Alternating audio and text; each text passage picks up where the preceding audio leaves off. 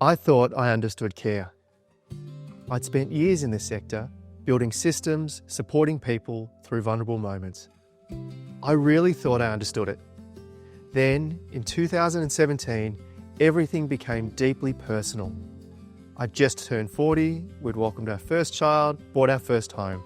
Vita Care was still in its early years. Then Mum was diagnosed with Motor Neurone Disease. Dad's health was already declining. Mum had been his carer. Suddenly they both needed support. And because I worked in personal care and support, everyone in the family naturally turned to me. Jono will know what to do. But I didn't. Not in that moment. Not when it was this close to home. I was emotionally stretched, mentally overloaded, and honestly, I wasn't prepared for what lay ahead. Mum declined quickly. Dad had a turn and was rushed to hospital. My brother Matt wheeled Mum, respiratory attached, band-aid on her nose from the mask into emergency so she could see him. There's a photo from that day. Dad in the hospital bed, Mum beside him, family surrounding them. A rare moment before everything changed. There was one day while Mum was being cared for at home that showed me something I couldn't unsee. She asked her support worker to make a salad. What came back was shredded iceberg lettuce and nothing else, the kind you see in a sandwich bar. Now Mum was Swiss-Italian and proud of it.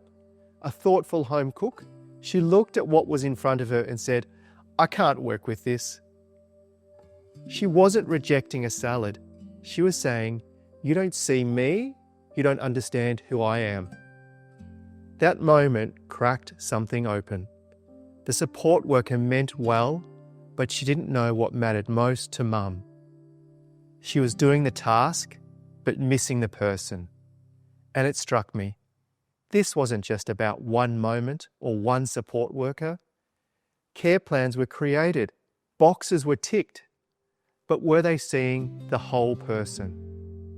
The result? Care focused only on immediate physical needs, leaving families to carry the load for everything else. Support workers doing their best, but without the systems and reliable practices they need.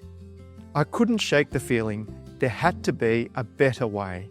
Not just providing better service, but actually providing better care.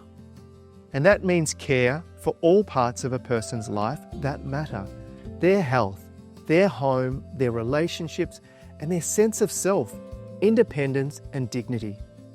Because a person's well-being is interconnected. When we only focus on the tasks in front of us, we miss what actually matters to them. That belief became the foundation of everything at Vita Care.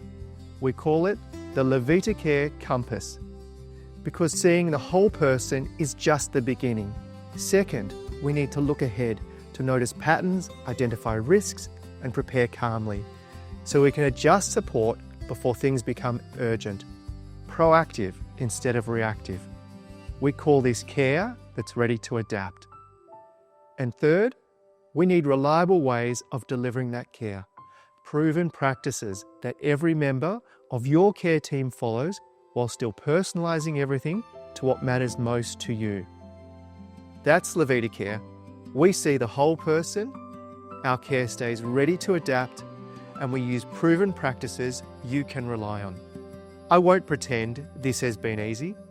There were moments when I questioned whether we could really do this differently. But I chose to build Vita Care carefully. Quality of care and our people have always been at the core. This is an ongoing journey. Our commitment is to keep looking ahead, keep learning, and keep getting better.